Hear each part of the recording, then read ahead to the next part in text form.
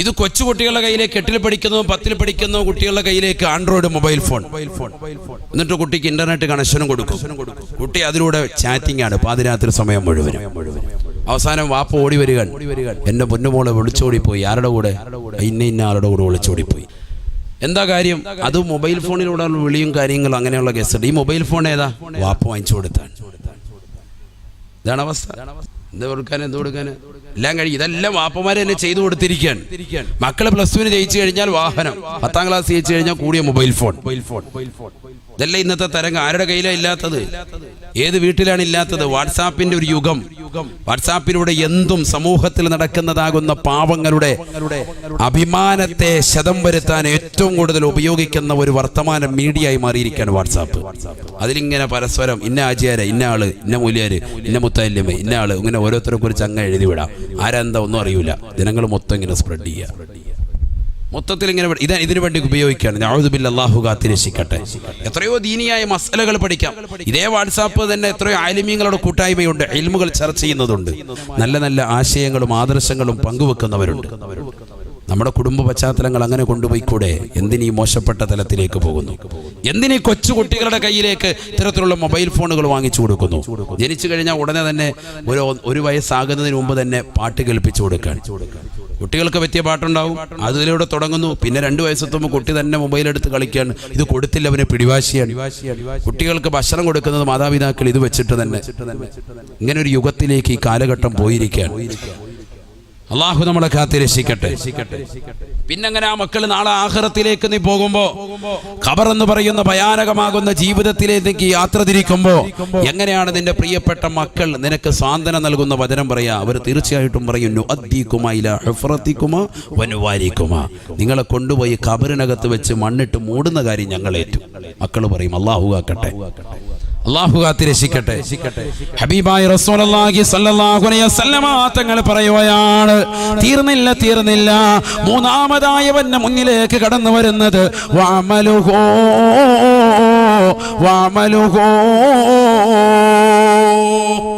അവന്റെ അമലാണ്, അവന്റെ സുകൃതമാണ്. അവൻ ജീവിതത്തിൽ ചെയ്തിട്ടുള്ളതാകുന്ന സർവ്വ നന്മകളും അവന്റെ മുന്നിലേക്ക് കൊണ്ടുവന്ന് കാണിക്കും. അല്ലാഹു തൗഫീഖ് നൽകട്ടെ. അമല് കൂട്ടണം. അതുകൊണ്ട് അമല് കൂട്ടണം. നമ്മുടെ ദീനിയാത്ത് നമുക്ക് ഉറപ്പായി. എന്താ ദീനിയാത്ത് എന്ന് പറഞ്ഞാൽ? ഹിദായത്ത് നമ്മൾ ഉറപ്പിച്ച് ഇനി അമലിയാത്തിലേക്ക് നമ്മൾ കൂടുതൽ മുൻഗണന കൊടുക്കണം. അതാണ് നമുക്ക് കുറവ് വന്നിട്ടുള്ളത്. അതിലൂടെ നമ്മൾ ആ ഹിദായത്ത് നിലനിർത്തുവാൻ വേണം. അല്ലാഹു തൗഫീഖ് നൽകട്ടെ. ഹബീബായ റസൂലുള്ളാഹി സ്വല്ലല്ലാഹു അലൈഹി വസല്ലമ തങ്ങൾ പറയുകയാണ്, മുസ്ലിലൈഹി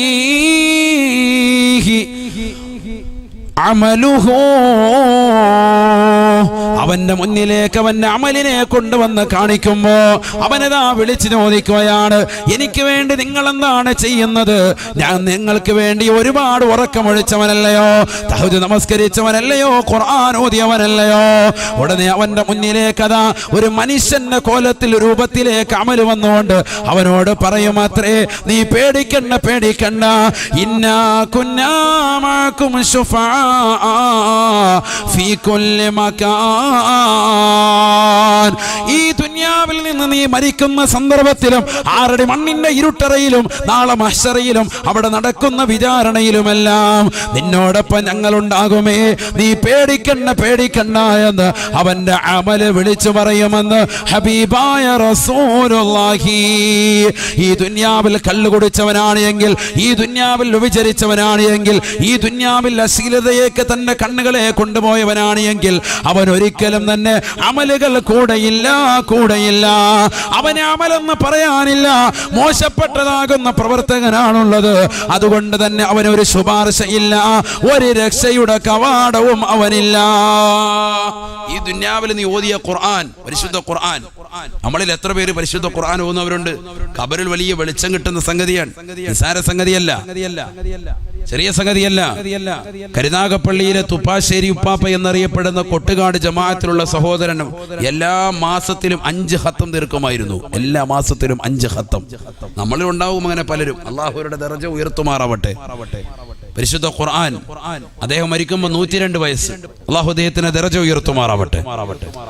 മരിക്കുമ്പോൾ അദ്ദേഹത്തിന് 100-ൽ പരം വയസ്സ്. ആ വയസ്സിലും അല്ലാഹുവിന്റെ പള്ളിയിൽ കൊട്ടുകാട് ജമാഅത്തുൽ ജുമുഅ പള്ളിയിൽ കൃത്യമായി അദ്ദേഹം വരും. റമദാനിൽ തന്നെ അദ്ദേഹത്തിന്റെ ചര്യയെക്കുറിച്ച് തന്നെ വലിയ വീഡിയോ ഇറങ്ങിയിരുന്നു, വൈറലായിരുന്നു, വല്ലാത്തൊരു വീഡിയോ ആയിരുന്നു. കാരണം രാത്രിയിൽ 2:30 മണിക്ക് അദ്ദേഹം കൃത്യമായി അലാറം വെച്ച് എഴുന്നേക്കും. എഴുന്നേറ്റത്തിൽ പരിശുദ്ധമായ ഖുർആൻ ഓതും. തഹജ്ജുദ് നമസ്കാരത്തിന് ശേഷം ഖുർആൻ പാരായണം. സുബഹി വരെ ഖുർആൻ പാരായണം. സുബഹിക്ക് ബാങ്ക് വിളിക്കുമ്പോൾ തന്റെ ഇളയ മകന്റെ കൂടെ നേരെ ബൈക്കിൽ കയറി പള്ളിയിൽ വരും, കൊട്ടുകാട് ജുമാഅത്ത് പള്ളി. ഇതിനിടയിൽ വേറെ തൈക്കാവുകളുണ്ട്, നിസ്കാരപ്പള്ളിയുണ്ട്, അവിടെ ഇറങ്ങൂല, നേരെ ജുമാഅത്ത് പള്ളിയിൽ തന്നെ വരും. അതെന്തുകൊണ്ടാണ്? ചർച്ചയുണ്ട് ഉലമാക്കൾക്കിടയിൽ, ജുമാഅത്ത് പള്ളിയാണോ അതല്ല തൈക്കാവുകളാണോ നിസ്കാരപ്പള്ളിയാണോ ഇഅ്തികാഫ് ഇരിക്കാൻ ഏറ്റവും പുണ്യം? ഉലമാക്കൾ പ്രബലപ്പെടുത്തിയത് ജുമാഅത്ത് പള്ളിയാണ്. അതുകൊണ്ട് അദ്ദേഹം നേരെ ജുമാഅത്ത് പള്ളിയിൽ വരുന്നു. പള്ളിയിലെത്തി സുബഹി നമസ്കരിക്കുന്നു. സുബഹി നമസ്കാരം കഴിഞ്ഞ് ദിക്റും ഔറാദും ഖുർആനും അങ്ങോട്ട് തുടങ്ങാണ്. വീണ്ടും റമദാനായി കഴിഞ്ഞാൽ പിന്നെ വീട്ടിലേക്ക് പോക്കില്ല. മഗ്രിബ് വരെ പരിശുദ്ധ ഖുർആൻ അവിടെ ഇരുന്ന് അങ്ങനെ ഓതുകയാണ്. മഗ്രിബ് നമസ്കാരം കഴിഞ്ഞ് അദ്ദേഹത്തിന്റെ വീട്ടിലേക്കൊന്ന് പോയി ഇശാ ബാങ്ക് വിളിക്കുമ്പോൾ വീണ്ടും തിരിച്ചു വന്ന് തറാവീഹ് നമസ്കാരം അത് കഴിഞ്ഞ് 10-10:30യോടുകൂടി മൗലൂദുകളൊക്കെ കഴിഞ്ഞ് വീട്ടിലേക്ക് എത്തുന്നു. ഇതെവിടെയുള്ളതാ? ഇത് ലോകത്തിന്റെ അങ്ങേയറ്റത്തുള്ള ഒരു വലിയൊരു ആലിമിന്റെ കഥയൊന്നും അല്ല ഈ പറയുന്നത്, ഒരു സാധാരണക്കാരന്റെ കഥയാണ് ഈ പറയുന്നത്. ഒരു സാധാരണക്കാരൻ. അദ്ദേഹം ഈ കഴിഞ്ഞ ആശുറാഇന്റെ ദിനത്തിലാണ് മരണപ്പെട്ടു പോയത്. 100 വയസ്സ് വരെ അദ്ദേഹത്തിന് അങ്ങനെ കഴിഞ്ഞു എന്ന് പറയുമ്പോൾ കൊപ്ര കച്ചവടമായിരുന്നു അദ്ദേഹത്തിന്. സാധാരണക്കാരൻ, വെറും സാധാരണക്കാരൻ, കൊപ്ര കച്ചവടം. നമുക്ക് എത്രയോ സമയമുണ്ട്, നമ്മൾ എന്തിനു വേണ്ടി വിനിയോഗിക്കുന്നു ചിന്തിച്ചു നോക്ക്. പരിശുദ്ധ ഖുർആൻ ആരാണ് ഓതുന്നത്? ഖബറിൽ പ്രകാശമെന്ന് സയ്യിദുനാ റസൂലുള്ളാഹി സ്വല്ലല്ലാഹു അലൈഹി വസല്ലം തങ്ങളെ പഠിപ്പിച്ച പരിശുദ്ധമായ ഖുർആൻ ആരാണ് ഓതുന്നത്? ഹബീബായ റസൂലുള്ളാഹി സ്വല്ലല്ലാഹു അലൈഹി വസല്ലം തങ്ങൾ പറയുകയാണ്, യുദ്ഫഉൻ മുസ്തമിൽ ഖുർആൻ ബൽ വദ്ദുനിയാ വഅതാലിൽ ഖുർആനി ബൽ വൽ ആഖിറ. ഹബീബായ റസൂലുള്ളാഹി സ്വല്ലല്ലാഹു അലൈഹി വസല്ലം തങ്ങൾ പറയുകയാണ്, പരിശുദ്ധമായ ഖുർആൻ ആരൊരുവൻ കേൾക്കുന്നുണ്ടോ, പരിശുദ്ധമായ ഖുർആൻ ആരൊരുവൻ കേൾക്കാൻ തയ്യാറായിട്ടുണ്ടോ, വിശുദ്ധ ഖുർആനുമായി ഹൃദയബന്ധം ആർക്കുണ്ടോ അവൻ തീർച്ചയായിട്ടും ഭൗതിക ലോകത്ത് അവൻ എല്ലാ ബുദ്ധിമുട്ടുകളിൽ നിന്നും ഇടങ്ങേറുകളിൽ നിന്നും സുരക്ഷിതനാണ് എന്ന് ഹബീബായ റസൂലുള്ളാഹി. പാതിരാത്രി സമയത്ത് ഹെഡ്സെറ്റ് വെച്ചുകൊണ്ട് അശ്ലീലമായ സിനിമാ ഗാനങ്ങൾ കേൾക്കുന്ന ചെറുപ്പക്കാരില്ലയോ? ബസ്സിലേക്ക് കയറിയാലും ട്രെയിനിലേക്ക് കയറിയാലും വീട്ടിൽ നിറങ്ങിയാലും കൊച്ചുകുട്ടികളുടെ കാതിൽ പോലും ഇന്ന് ഹെഡ്സെറ്റ് ആകുന്ന യുഗത്തിലേക്ക് ഇന്നത്തെ മുസ്ലിം യുവതലമുറ മാറിയില്ലയോ? യുവതികൾ മാറിയില്ലയോ? നഊദു ബില്ലാഹ്. ഇത് വാപ്പ പോലും ഒന്ന് മാറ്റാൻ തയ്യാറാവുന്നില്ല. സഹോദരങ്ങൾ കണ്ടാലും അത് മാറ്റാൻ തയ്യാറാവുന്നില്ല. എവിടെയാണ് എത്തിച്ചേർന്നിരിക്കുന്നത്? സമൂഹമേ ഖേദിക്കണേ. മരണമുണ്ടെന്നുള്ള ചിന്ത നിനക്കില്ലയോ? ഖബറിലേക്ക് എത്തിപ്പെടുമെന്നുള്ള ഓർമ്മയില്ലയോ? പകലും പാതിരാത്രി സമയത്തും യാത്ര ചെയ്യുമ്പോഴും എപ്പോഴും അവസാനം കടന്നുറങ്ങുന്ന സമയത്ത് പോലും വിശുദ്ധ ഖുർആൻ കേട്ടുകൊണ്ടിരിക്കുന്ന മനുഷ്യൻ, പരിശുദ്ധമാക്കപ്പെട്ട ദിക്റുകളും ഔറാദുകളും ഇബാദത്തുകളുമായി കഴിഞ്ഞുകൂടേണ്ട മനുഷ്യന്, ഖുർആൻ ഒരു പേജെങ്കിലും ഓതിയിട്ട് ഉറങ്ങേണ്ട മനുഷ്യൻ ഹെഡ്സെറ്റ് വെച്ചുകൊണ്ട് സിനിമാ പാട്ടുകൾ കേൾക്കുകയാണ്. ഉറങ്ങുന്നതിന് മുമ്പ് സീരിയൽ കണ്ടുകൊണ്ട് ഉറങ്ങുന്ന പെങ്ങളെ, ആ ഇരുത്തത്തിൽ അസ്റായിൽ അലൈഹിസ്സലാം കടന്നു വന്നാൽ നിന്റെ ശരീരത്തിൽ ആത്മാവിനെ എവിടേക്കാണ് കൊണ്ടുപോകുക? നഊദു ബില്ലാഹ്. കണ്ണൂർ ജില്ലയിലെ പുതിയങ്ങാടി എന്ന് പറയുന്ന പ്രദേശത്ത് തന്റെ പ്രിയപ്പെട്ട കൂട്ടുകാർ വന്നുകൊണ്ട് ഒരു സിനിമയെ കുറിച്ച് വല്ലാതെ കഥ പറഞ്ഞപ്പോ 150 കോടി കിട്ടിയതാകുന്ന ഒരു പടം കാണാൻ, പുലിമുരുകൻ എന്ന പടം കാണാൻ വേണ്ടി പാതിരാത്രി സമയത്ത് സെക്കൻഡ് ഷോയ്ക്ക് ഇശാ നമസ്കാരം കഴിഞ്ഞ് ഒരു ദീനുള്ളതാകുന്ന ഒരു പാവപ്പെട്ട ചെറുപ്പക്കാരൻ ആ ദിക്റുകളിൽ കൊണ്ട് ഇബാദത്തുകൾ അനുഷ്ഠിച്ചുകൊണ്ട് കഴിഞ്ഞുകൂടിയിരുന്ന ഒരു പാവപ്പെട്ട സഹോദരൻ കൂട്ടുകാരുടെ സമ്മർദ്ദത്തിന് അടിമപ്പെട്ടുകൊണ്ട് ഒറ്റയ്ക്ക് തിയേറ്ററിലേക്ക് പുറപ്പെട്ടുകൊണ്ട് രാത്രിയിൽ ഇരുന്നു കൊണ്ട് സിനിമ കാണുകയാണ്. ആ സിനിമ പൂർത്തീകരിച്ചില്ല. നഊദു ബില്ലാഹ്. അദ്ദേഹത്തിന്റെ ആത്മാവ് അവിടെ വെച്ചുകൊണ്ട് പിടിക്കപ്പെട്ടു അത്രേ. തിയേറ്ററിന്റെ മുന്നിൽ അതാ ബാൽക്കണിയിൽ ഇരുന്നു കൊണ്ട് സിനിമ കണ്ട മനുഷ്യൻ, അദ്ദേഹത്തിന്റെ ശരീരത്തിൽ ആത്മാവിന് വേർപെടുത്തപ്പെടുകയാണ്. ആരും അറിയുന്നില്ല. അതേ എല്ലാം കഴിഞ്ഞുകൊണ്ട് എല്ലാവരും പുറത്തേക്ക് പോയി. സിനിമ കഴിഞ്ഞ് പുറത്തേക്ക് പോയി. അന്നവിടെ സീപ്പർ പോലും കടന്നു വന്നില്ല. രാത്രിയേറെ വൈകിയിട്ടാണ്. 5ാമത്തെ ഷോയായിരുന്നു. സർവരും വൈകിപ്പോയി. 12 മണി സമയമായി. എല്ലാവരും തിയേറ്റർ അടച്ചു പോയി. പിറ്റേ ദിവസം രാവിലെ തിയേറ്റർ തൂക്കാൻ വേണ്ടി അവിടെ കിടക്കുന്ന പാൻപരാഗിന്റെ കവറ്, അവിടെ കിടക്കുന്ന സിഗരറ്റിന്റെ കുറ്റികള്, അത് തൂത്തെടുക്കാമെന്ന സീപ്പർ വന്നു നോക്കുമ്പോ ബാൽക്കണിയിൽ ഒരു മനുഷ്യൻ കാലിന് മുമ്പിലുള്ള കസേരയിലേക്ക് കയറ്റി വെച്ചുകൊണ്ട് കൈ കണ്ടും കെട്ടിക്കൊണ്ടിരിക്കുകയാണ്. ഏത് മനുഷ്യനാണ് ഇവൻ? നമസ്കരിച്ചവനാണ്. ഇശാ നമസ്കരിച്ച മനുഷ്യനാണ്. അവനെ പള്ളിയിൽ ജമാഅത്തിന് കണ്ട മനുഷ്യനാ. പക്ഷെ അരമണിക്കൂറിന് ശേഷം അതാ സിനിമാ തിയേറ്ററിലേക്ക് പോയി പടം കണ്ടുകൊണ്ടിരുന്നപ്പോ ഈ ലോകത്ത് നിന്ന് വിട പറഞ്ഞു പോയില്ലയോ? എത്ര മോശമാണ്. എവിടേക്കാണ് അവന്റെ ആത്മാവിനെ കൊണ്ടുപോയിട്ടുണ്ടാവുക? സിജ്ജീനിലേക്കാണോ അതോ എല്ലീനിലേക്കാണോ? മോശപ്പെട്ട രീതിയിൽ മരണം നമുക്ക് വരരുത് എന്ന് ചിന്തിക്കണ്ടയോ പ്രിയപ്പെട്ട പനൂരിലുള്ള ഉമ്മ? ഇശാ നമസ്കരിച്ചിട്ട് സീരിയൽ കാണുന്ന ഉമ്മ, മഗ്രിബ് നമസ്കരിച്ച് തസ്ബീഹ് പിടിച്ചുകൊണ്ട് സിനിമയുടെ മുന്നിലേക്ക് കയറിയിരിക്കുന്ന പ്രിയപ്പെട്ട ഉപ്പ, ക്രിക്കറ്റ് കളിയും ഫുട്ബോൾ കളിയും കളിച്ചുകൊണ്ടിരിക്കുമ്പോ, അത് കണ്ടുകൊണ്ടും രസിച്ചുകൊണ്ടും ഇരിക്കുമ്പോ ഒരു കാര്യം നിന്റെ മനസ്സിന്റെ അകത്തളത്തിൽ നീ കോറിയിടണേ. ഇതൊന്നും എനിക്ക് ആഖിറത്തിലേക്ക് ഗുണമുള്ളതല്ല. പരിശുദ്ധമായ ഖുർആൻ കൈകൊണ്ട് തൊടണേ. ഇന്ന് നമുക്ക് സ്വന്തമായ ഖുർആൻ എവിടെയാണുള്ളത്? എന്റെ മുന്നിലിരിക്കുന്ന സഹോദരങ്ങൾക്ക് പറയാൻ സാധിക്കുമോ എനിക്ക് സ്വന്തമായ ഖുർആൻ ഉണ്ടെന്ന് പറയാൻ പറ്റുമോ? നമ്മുടെ വാപ്പ പറഞ്ഞിരുന്നു എന്റെ ഖുർആനാണടാ അത്. നമ്മുടെ ഉമ്മ പറഞ്ഞിരുന്നു ഓനെ ആ ഖുർആൻ ഇങ്ങെടുക്ക്, അതെന്റെ ഖുർആനാണ് എന്ന് ഉമ്മ പറഞ്ഞിരുന്നു.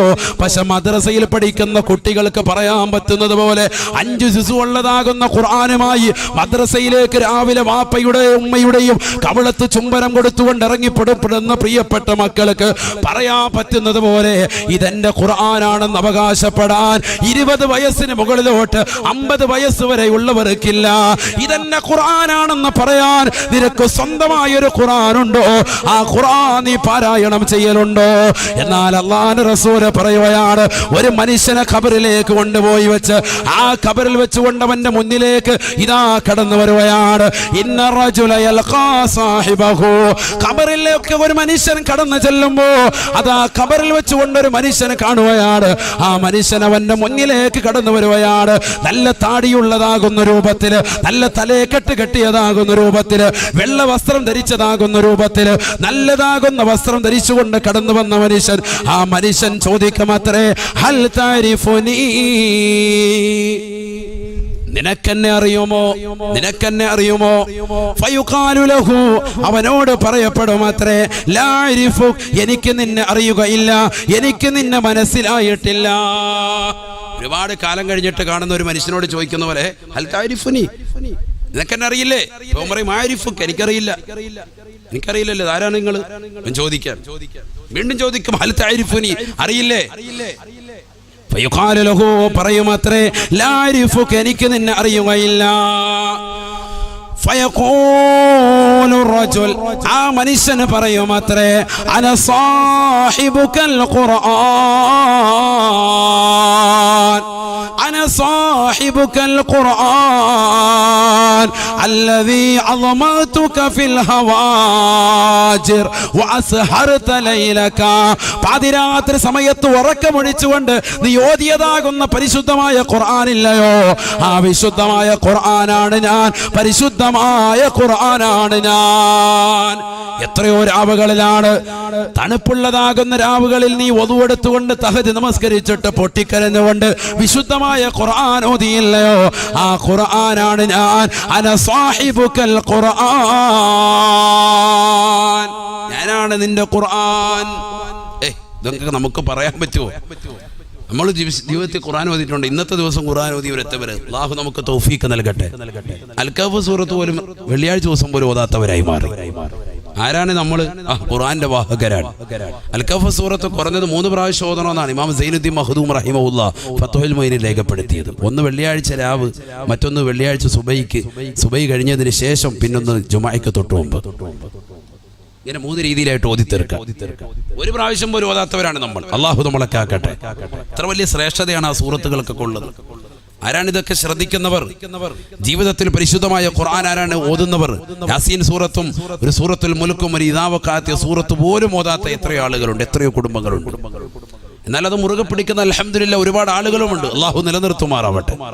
അതുകൊണ്ട് മാത്രമായില്ല, ഖുർആൻ ശരിക്കും ഓതണം. നമ്മൾ ഖുർആൻ നല്ലതുപോലെ നമ്മൾ ഓതണം. ഹബീബായ റസൂലുള്ളാഹി സ്വല്ലല്ലാഹു അലൈഹി വസല്ലമ തങ്ങൾ പറയുകയാണ്, യുദ്ഫഉൻ മുസ്തമിൽ ഖുർആനി ബൽ വദുനിയാ. പരിശുദ്ധമായ ഖുർആൻ കേൾക്കുന്നവരില്ലയോ, നീ വാഹനത്തിൽ യാത്ര ചെയ്യുന്നവനല്ലയോ, നീ വാഹനത്തിൽ യാത്ര ചെയ്യുന്ന സന്ദർഭത്തിൽ നല്ല ഹെഡ്സെറ്റ് വെച്ചുകൊണ്ട് പരിശുദ്ധമായ വശ്യസുന്ദരമായ ഖുർആനിക ആയത്ത് നീ കേട്ടുകൊണ്ടിരുന്നാൽ ആ യാത്രയിൽ നിനക്ക് അപകടമുണ്ടാവുകയില്ല. ഇത് ലോകത്തിന്റെ നായകന്റെ അധ്യാപനമാണ്. കാറിൽ നീ കാർ റീഡർ പിടിപ്പിച്ചോ, അല്ലെങ്കിൽ നിന്റെ മൊബൈൽ ഫോണിൽ നിന്ന് കാറിലേക്ക് കണക്ട് ചെയ്തിട്ടോ പരിശുദ്ധമായ ഖുർആനോദനെ വഅദുകൾ കേട്ടുകൊണ്ട് യാത്ര ചെയ്യണേ. അങ്ങനെ നീ പോയി കഴിഞ്ഞാലോ യുദ്ഫഉൻ മുസ്തമിൽ ഖുർആനി ബൽ വദുനിയാ. ഭൗതിക ലോകത്തെ വിപത്തുകളെ തൊട്ട് അല്ലാഹു കാക്കും സയ്യിദുനാ റസൂലുള്ളാഹി. അള്ളാഹു തൗഫീഖ് തരട്ടെ. ആക്സിഡന്റ് ഒന്നും ഉണ്ടാവൂല, നീ നിന്റെ രീതിക്ക് പോകണം. ഇപ്പൊ കണ്ടില്ല ഓരോ പിള്ളേർ എഞ്ചിനീയറിംഗ് കുട്ടികൾ അല്ലെങ്കിൽ ഇന്ന കുട്ടികളൊക്കെ ഒക്കെ മറിയുന്നു, അവിടെ മറിയുന്നു. എന്താ സംഭവം? ജിമിക്കി കമ്മൽ തുള്ളിച്ചാടിക്കൊണ്ട് പോയിട്ടാ. അള്ളാഹു ആക്കട്ടെ. അല്ലാതെ ഇവിടെ ദീനിന്റെ ആൾക്കാർ ഏതെങ്കിലും സിയാറത്തിന് പോയവരോ അല്ലെങ്കിൽ ഏതെങ്കിലും ഇൽമിന്റെ മേഖലകൾക്ക് പോയവരോ ആരെങ്കിലും കൊക്കെ മറിഞ്ഞിട്ട് പോയിട്ടുണ്ടോ? പോയിട്ടില്ല. നിങ്ങൾ ശ്രദ്ധിക്കാത്തത് എന്ത്? കാരണം എന്താ? അവരാ വണ്ടിയിൽ എന്താണ് സ്വലാത്ത് ചൊല്ലിക്കൊണ്ടായിരിക്കുമ്പോൾ, ദിക്ർ ചൊല്ലിയിട്ടായിരിക്കുമ്പോൾ. മറ്റേത് ജിമിക്ക് കമ്മലേട്ടാ പോയത്. അള്ളാഹു ആക്കട്ടെ. അപ്പൊ കമ്മലിട്ട് കൊടുക്കും, താഴോട്ട് കൊക്കയിലോട്ട് മറിഞ്ഞു. അള്ളാഹു ആക്കട്ടെ. ശ്രദ്ധിക്കണം. ഞാൻ പറഞ്ഞത് ശ്രദ്ധിക്കാൻ വേണ്ടിയാണ്. യാത്രയിൽ നമ്മൾ ഏറ്റവും കൂടുതൽ ശ്രദ്ധിക്കേണ്ടതാ. വണ്ടിയിലോട്ട് കയറിയ ഉടനെ ഇത് വാലിൻ്റെയാണ്, ഇത് മാറ്റി ഖുർആനൊത്തൊന്നും വേണ്ട. വേറെ പാട്ട് വല്ലതും കണ്ടിട്ട് പാട്ടിട്ടിട്ട് എല്ലാവർക്കും അടിച്ചു പൊളിച്ചു പോകണം. ഒരു വണ്ടി എടുത്താൽ എല്ലാവർക്കും പിന്നെ അതാ രസം. സിനിമാപ്പാട്ട് വേണം. ഉസ്താദിനെ എങ്ങനെയെങ്കിലും ദ്വാരക്കാൻ വേണ്ടി അങ്ങോട്ട് കയറ്റുമ്പോൾ ഓളി കുറച്ച് ഓഫി പാട്ട് ഉടനെ ഉസ്താദിന് വേണ്ടി പ്രത്യേകം ഡെഡിക്കേറ്റ് ചെയ്ത ഒരു വാലിട്ട് കൊടുക്കും. ഉസ്താദ് ഇത് കേട്ടു നോക്കി, ഭയങ്കര സംഭവമായിട്ട്. തൊട്ടിപ്പുറത്ത് ഉസ്താദ് നോക്കുമ്പോൾ ഇവിടെ ഇരിക്കുന്ന ക്യാസറ്റുകൾ ഏതാ ഓരോ സിനിമയുടെ ക്യാസറ്റ് മൊത്തം ഇവിടെ ഇരിപ്പുണ്ട്. മിക്കവരുടെ വീട്ടിലോട്ട് കയറി ചെന്നാൽ മതിയല്ലോ. അള്ളാഹു നമ്മളെ കാത്ത് രക്ഷിക്കട്ടെ. എന്താണ് സ്ഥിതി? അള്ളാഹു നമ്മളെ നന്നാക്കുമാറാവട്ടെ.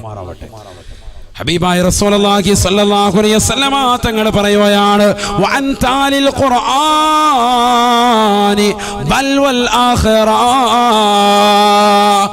ആഖിറമാകുന്ന ഖബർ ജീവിതം മുതൽ നിനക്ക് രക്ഷപ്പെടണോ ഖബർ മുതലയോ ആഖിറം തുടങ്ങുന്നത്.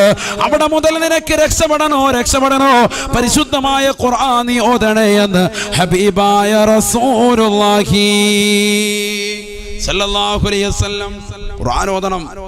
അല്ലാഹുവിന്റെ റസൂലിന്റെ അടുക്കലേക്ക് കടന്നു വന്നുകൊണ്ട് ഒരു മനുഷ്യൻ ചോദിക്കുകയാണ്, അയ്യുൽ അമാലി അഹബ്ബു ഇലല്ലാഹ്. അല്ലാഹുവിന് ഏറ്റവും ഇഷ്ടപ്പെട്ട അമൽ ഏതാണ് നബിയേ? അല്ലാഹുവിന് ഏറ്റവും ഇഷ്ടപ്പെട്ട അമൽ ഏതാണ് നബിയേ?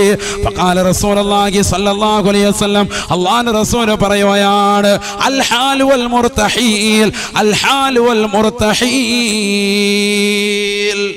അൽ ഹാൽ വൽ മുർതഹീൽ, ഹാലിൽ നടക്കലാണ്. എന്തപ്പോ ഹാല് മുർതഹീല്?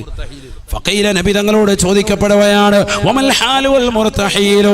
എന്താണ് ഹാൽ എന്ന് പറഞ്ഞാൽ, എന്താണ് മുർതഹീൽ എന്ന് പറഞ്ഞാൽ? ഫഖാല റസൂലുള്ളാഹി സ്വല്ലല്ലാഹു അലൈഹി വസല്ലം, അല്ലാഹുവിന്റെ റസൂൽ മറുപടി കൊടുത്തു അത്രേ, ഇദാ ഖതമ ഖതമതൻ ഇസ്തഅനഫ ഖതമതൻ ഉഖറാ.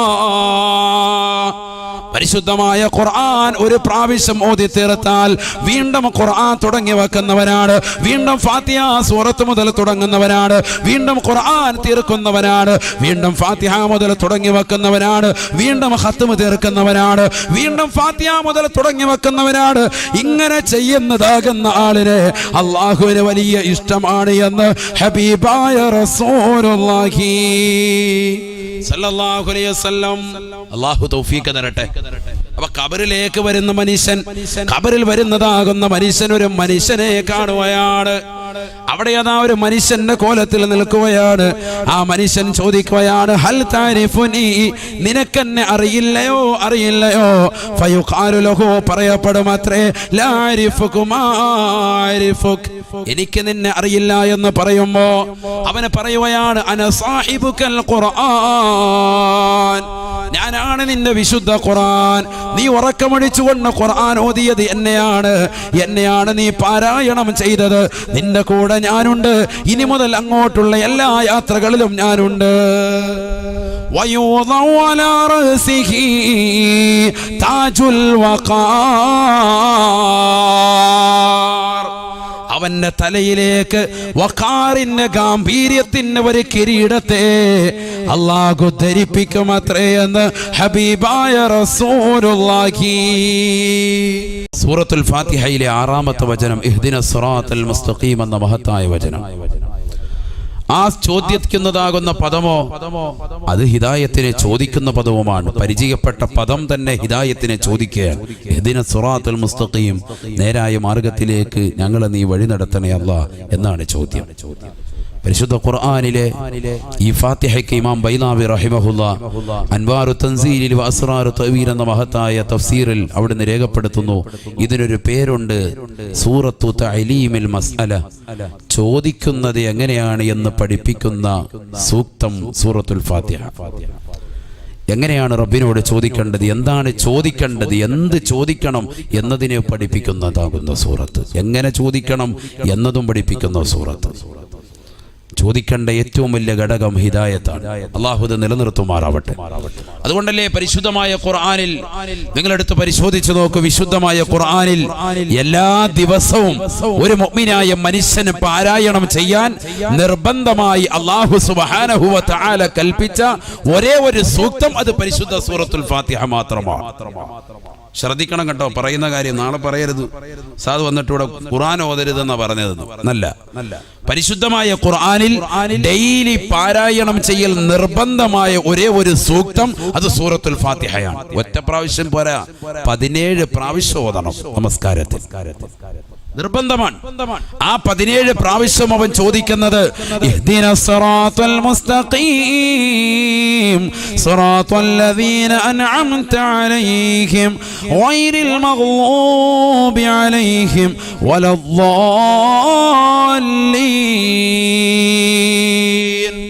നേരായ മാർഗത്തിലേക്ക് ഞങ്ങളെ നീ തിരിക്കണേ അല്ലാഹ്. മുൻഗാമികൾ സച്ചരിതരാകുന്ന ആളുകൾ അവർ നടന്നു നീങ്ങിയ പാതയിലൂടെ ഞങ്ങളെ നീ കൊണ്ടെത്തിക്കണേ അല്ലാഹ്. ഇതാണ് ചോദ്യം. ആരാണ് മുൻഗാമികൾ?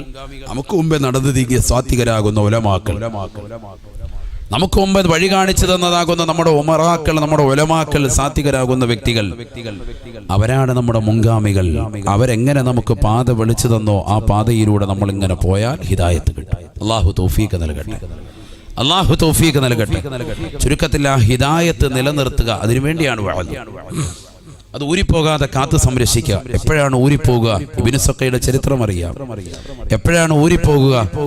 എത്രയോ ആളുകൾ പ്രവാചകർ സല്ലല്ലാഹു അലൈഹി വസല്ലം തങ്ങളുടെ കാലഘട്ടത്തിൽ പോലും ഈമാനില്ലാതായി പോയിട്ടുണ്ട്. എന്താ കാരണം? പ്രവാചകരെ കാണാത്തത് കൊണ്ടല്ല, പ്രവാചകരെ മനസ്സിലാക്കാത്തത് കൊണ്ടല്ല, അല്ലാഹു നിയ്യത്ത് വെച്ചിട്ടില്ല. അല്ലാഹു സുബ്ഹാനഹു വ തആല നമ്മുടെ ഹിദായത്ത് നിലനിർത്തുമാറാവട്ടെ. അതുകൊണ്ട് സഹോദര സഹോദരിമാരെ ചിന്തിക്കും, നമ്മൾ ആരും ഉറപ്പിക്കണ്ട നമ്മൾ ഈ ലോകത്തുനിന്ന് വിട പറയൂല എന്ന് ആരും തന്നെ ഉറപ്പിക്കണ്ട. എവിടെയായിരിക്കും നമ്മുടെ ഖബർ, എപ്പോഴായിരിക്കും മരിക്കുക, എവിടെ വെച്ചായിരിക്കും, ഏത് സന്ദർഭത്തിലായിരിക്കും, ഇതൊന്നും നമുക്ക് തീർച്ചപ്പെടുത്താൻ പറ്റൂല. ആദരവായ പ്രവാചക മുഹമ്മദ് റസൂലുള്ളാഹി സല്ലല്ലാഹു അലൈഹി വസല്ലമ തങ്ങൾ ജന്നത്തുൽ ബഖീയിലേക്ക് ഇശാ നമസ്കരിച്ചിട്ട് പ്രവാചകൻ നോക്കുമ്പോൾ മദീന പള്ളിയുടെ ചാരത്ത് ഖബർസ്ഥാനിൽ തന്റെ പ്രിയപ്പെട്ട അനുയായികൾ ആർക്കു വേണ്ടി ഖബർ കുഴിക്കുന്നതായി പ്രവാചകന്റെ ദൃഷ്ടിപ്പെടുകയാണ്. പ്രവാചകൻ ഇറങ്ങിച്ചെന്നു, പള്ളിയിൽ നിന്നിറങ്ങി ആ ഖബർസ്ഥാനിലേക്ക് ചെന്നു. പ്രവാചകൻ ചോദിച്ചു, ലിമൻ ഹാദൽ ഖബറു യാ സ്വഹാബ, ആർക്ക് വേണ്ടിയാണ് ഈ ഖബർ കുഴിക്കുന്നത്?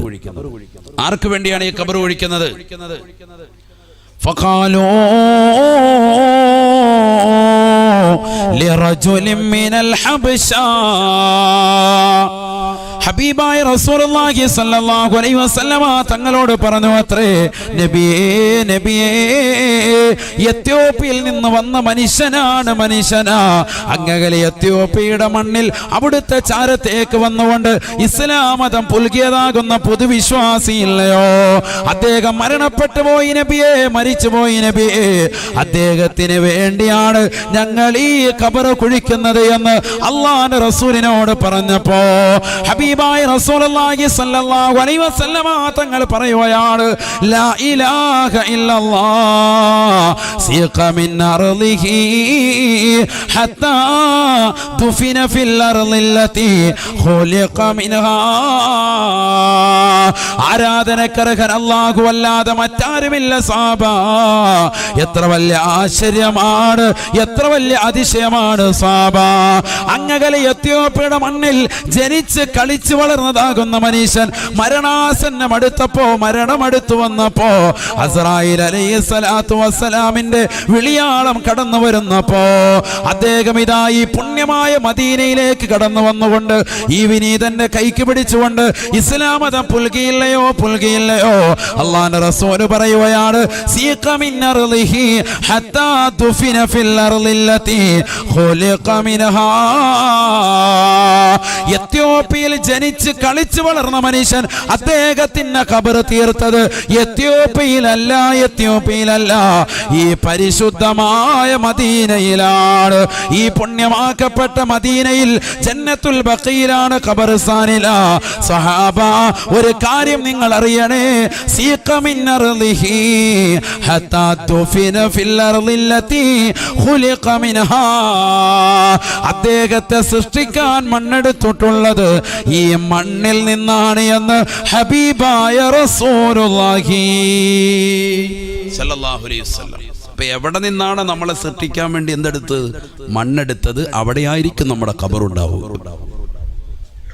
പനവൂര് പള്ളിയുടെ ഖബർസ്ഥാനിൽ നമ്മളിപ്പോൾ കൊണ്ടുപോയി അടക്കിയിട്ടുള്ള ആളുകൾ, മോമിനീങ്ങൾ, വിശ്വാസിനികൾ, അല്ലാഹുവിന്റെ ഖബർ സന്തോഷത്തിലാക്കട്ടെ. അവരുടെ ഖബർ അവിടെ തീർക്കാൻ കാരണം എന്താ? നമ്മുടെ ഉമ്മ ഉപ്പ. എന്താ കാര്യം? അവരെ സൃഷ്ടിക്കാൻ മണ്ണെടുത്തത് അവിടെയാണ്. ചില ആളുകൾ ജന്നത്തുൽ ബഖീൽ മറപ്പെട്ടവരുണ്ട്, ഹജ്ജിന് വേണ്ടി പോയവർ ജന്നത്തുൽ മുഅല്ലയിൽ മരണപ്പെട്ടു പോയവരുണ്ട്, ലോകത്തിന്റെ വിവിധ പ്രവിശ്യകൾ മരണപ്പെട്ട് കിടക്കുന്ന ആളുകളുണ്ട്. അല്ലാഹു അവരുടെ എല്ലാവരുടെയും ഖബർ സന്തോഷത്തിലാക്കട്ടെ. എന്താ കാരണം? അവിടെ നിന്നാണ് അവരെ സൃഷ്ടിക്കാൻ മണ്ണെടുത്തിട്ടുള്ളത്. അപ്പൊ നമ്മളാരും തീർച്ചപ്പെടുത്തണ്ട. ചില ആളുകൾ കൃത്യം ചെയ്തിങ്ങനെ ഇഷ്ടി വെച്ച് അടയാളപ്പെടുത്തിയിരിക്കുകയാണ്. ഇപ്പൊ ചില മഹല്ലത്തുകൾ, എന്താ ഇതെന്നോ ഞങ്ങളുടെ കുടുംബക്കാരാണ്, ഞങ്ങൾ പ്രത്യേകം പൈസ കൊടുത്ത് റെഡിയാക്കിയിട്ടിരിക്കുക, ഇവിടെ വേറെ ആരും വേണ്ട, ഇവിടെ വന്ന് അടങ്ങുമെന്ന് എന്താ ഇത്ര ഉറപ്പ്? നീ ഇവിടെ മരിക്കുമെന്ന് എന്താ ഉറപ്പ്? നീ ഏത് രീതിയിലാണ് നിന്റെ മരണമുണ്ടാവുക നിനക്ക് ഉറപ്പിക്കാൻ സാധിക്കോ? അല്ലാഹു നമുക്ക് ഈമാൻ നടപടിയാക്കുമാറാവട്ടെ.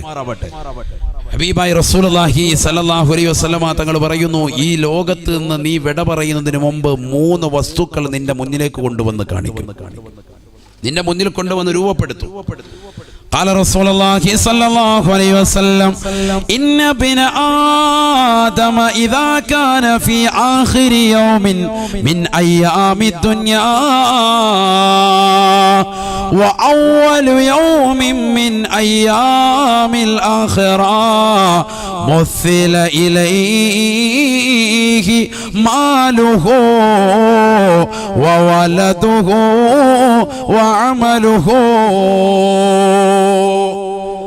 ഹബീബായ റസൂലുള്ളാഹി സ്വല്ലല്ലാഹു അലൈഹി വസല്ലമ തങ്ങൾ പറയുകയാണ്, ഈ ദുനിയാവിൽ നിന്ന് വിട പറയുന്നതായ മനുഷ്യന്റെ മുന്നിലേക്ക്, അവന്റെ മുന്നിലേക്ക് അല്ലാഹു സുബ്ഹാനഹു വ തആല അവന്റെ സമ്പത്തിനെ രൂപപ്പെടുത്തുമത്രേ. എപ്പോഴാണത്? ഇദാ കാന ഫീ ആഖിരി യൗമിൻ മിൻ അയ്യാമി ദുനിയ വ അവ്വൽ യൗമിൻ മിൻ അയ്യാമിൽ ആഖിറ. ഈ ദുനിയാവിൽ നിന്നുള്ള ലാസ്റ്റ് ഡേറ്റ് ആഖിറത്തിലേക്കുള്ള ഫസ്റ്റ് ഡേ എത്തിക്കഴിയുമ്പോൾ നിന്റെ മുന്നിലേക്ക് കൊണ്ടുവരും, ഒരു സ്വപ്നത്തിൽ എന്നതുപോലെ. മുസ്സില ഇലൈഹി മാലുഹു, അവന്റെ സമ്പത്ത് മുഴുവനും കൊണ്ടുവന്ന് രൂപപ്പെടുത്തും. ഇങ്ങനെ കൊണ്ട് നമ്മൾ സ്വപ്നത്തിൽ കാണുന്നത് പോലെ ഇങ്ങനെ കൊണ്ടുവന്ന് കാണിക്കാൻ. എല്ലാം കാണിക്കും. നിന്റെ കച്ചവട സ്ഥാപനങ്ങൾ, നിന്റെ സ്ഥാപനങ്ങളും നിന്റെ ഗ്രോസറികളും നിന്റെ ഷോപ്പിംഗ് മാളുകളും, നീ ഉണ്ടാക്കിയിട്ടുള്ളതാകുന്ന സർവ്വസമ്പാദ്യവും, ഏക്കർ കണക്കിനുള്ളതാകുന്ന റിയൽ എസ്റ്റേറ്റ് ബിസിനസ്സുകളും, നീ വെട്ടിപ്പിടിച്ചതാകുന്ന കുടുംബവും, നീ വെട്ടിപ്പിടിച്ചതാകുന്ന സമ്പാദ്യം മുഴുവനും എല്ലാം അള്ളാഹു കൊണ്ടുവന്ന് കാണിക്കാൻ, മുഴുവൻ കൊണ്ടുവന്ന് നിന്റെ മുന്നിൽ കൊണ്ടുവന്ന് കാണിക്കും. മരിക്കാൻ കിടക്കാൻ അവസാനത്തെ ദിവസം ഹബീബായ റസൂലുള്ളാഹി സ്വല്ലല്ലാഹു അലൈഹി വസല്ലമ തങ്ങൾ പറയുകയാണ്, മരിക്കാൻ കിടക്കുന്ന സഹോദരൻ വിളിച്ചു ചോദിക്കുമത്രേ, സഹോദരിയാണെങ്കിൽ അവളുടെ മുന്നിൽ അവൾ ദുനിയാവിൽ അണിഞ്ഞിരുന്ന ആഭരണങ്ങൾ, അവൾ ലോക്കറിൽ സൂക്ഷിച്ചിരുന്നതാകുന്ന ആർഭാടകരമാകുന്ന ആസ്വാദ്യ വസ്തുക്കൾ സർവ്വതും അവളുടെ മുന്നിൽ കൊണ്ടുവന്ന് കാണിക്കുകയാണ്. അവളുടെ വസ്ത്രങ്ങൾ, അവളുടെ ചെരിപ്പുകൾ, അവൾ ദുനിയാവിൽ ഒരുമിച്ച് കൂട്ടിയതാകുന്ന സർവ്വസമ്പാദ്യവും അവരുടെ മുന്നിലേക്ക് കൊണ്ടുവന്ന് പ്രൊസീഡ് ചെയ്യുകയാ. അത് മുന്നിൽ നിർത്തിക്കൊണ്ട് വരുമ്പോ മരിക്കാ കിടക്കുന്ന സഹോദര സഹോദരിമാര് വിളിച്ചു ചോദിക്കുമത്രേ, ഇന്നീ കുന്തു അലൈക്കും ഹരീസാ വലക്കും ശഖിഹാ, അല്ലയോ സമ്പത്തേ സമ്പത്തേ, നിനക്ക് വേണ്ടിയാണ് ഞാൻ കഷ്ടപ്പെട്ടത്, നിന്നോട് വല്ലാതെ അത്യാഗ്രഹമുള്ളവനായിരുന്നു ഞാൻ. അറബിയുടെ ചാട്ടവാറടി കൊണ്ട് മരുഭൂമിയിൽ പൊരുവയലത്ത് കഷ്ടപ്പെട്ടത് നിനക്ക് വേണ്ടിയാണ്. ഈ ദുന്യാവിൽ എത്ര മുതലാളിമാരുടെ, എത്ര യജമാനന്മാരുടെ തെറിയഭിഷേകം കേട്ടതും നിനക്ക് വേണ്ടിയാ. ഇന്നീ കുന്തു അലൈക്കും ഹരീസാ, നിന്റെ കാര്യത്തിൽ വല്ലാതെ അത്യാഗ്രഹം പ്രകടിപ്പിച്ചവനായിരുന്നു ഞാൻ. വലക്കും ശഖിയാ, നിന്നോട് വല്ലാതെ ആർത്തിയുള്ളവനായിരുന്നു ഞാൻ. ഒരുപാട് കച്ചവടങ്ങൾ ഞാൻ നടത്തിയിട്ടുണ്ട്, ഒരുപാട് വെട്ടിപ്പിടിച്ചിട്ടുണ്ട് ഞാൻ. ഫമാലീ മിൻ നിന്ദിക്കും, മരിക്കാ കിടക്കുന്ന ഈ സന്ദർഭത്തിൽ നിങ്ങൾ എനിക്ക് എന്താണ് നൽകുക? ഈ ദുനിയാവിൽ പലിശയുമായി ബന്ധപ്പെട്ട സഹോദരങ്ങളുണ്ടോ? പലിശയുമായി ജീവിച്ചതാകുന്ന സഹോദരങ്ങളുണ്ടോ? പലിശ തിന്നുകൊണ്ട് നടന്നതാകുന്ന ചെറുപ്പക്കാരുണ്ടോ? 10 ലക്ഷവും 20 ലക്ഷവും ബാങ്കിൽ കൊണ്ടുപോയി നിക്ഷേപിച്ചിട്ട് അതിൽ നിന്ന് കിട്ടുന്ന ഇൻട്രസ്റ്റിലൂടെ, പലിശയിലൂടെ തിന്നു കൊഴുത്ത് നടന്ന ആളുകളുണ്ടോ? മക്കൾക്ക് നൽകിയതാകുന്ന മാതാപിതാക്കളുണ്ടോ?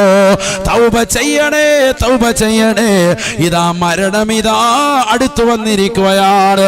ഹബീബായ നബി തങ്ങൾ പറയുകയാണ്, നിന്റെ മുന്നിലേക്ക് കാണിക്കുന്ന സമ്പാദ്യത്തോട് നീ വിളിച്ചു ചോദിക്കുമ്പോ അതാ സമ്പാദ്യം പറയുകയാണ്, നിന്റെ മാലുകൾ വിളിച്ചു പറയുകയാണ്, ഖുദ് മിന്നീ കഫനകാ,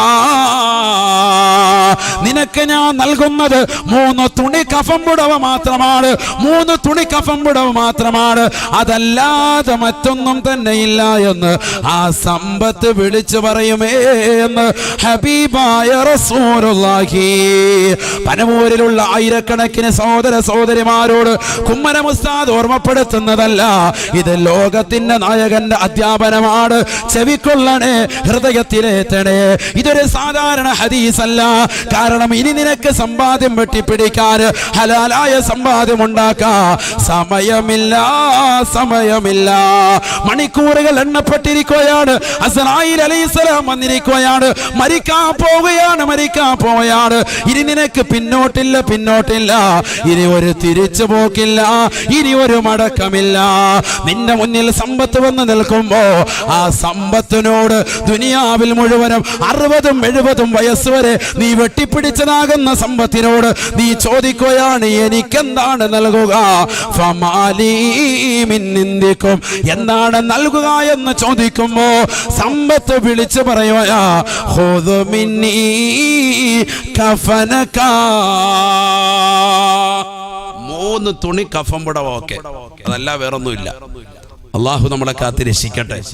എന്താണ് അവസ്ഥ? ഇതാണ് നമ്മൾ ചിന്തിക്കേണ്ടത്. പോകുമ്പോ ഒന്നുമില്ല, ഒന്നുമില്ല. ഈ ദുനിയാവിൽ നമ്മൾ സമ്പാദിച്ച ഒന്നും ഉണ്ടാവൂല.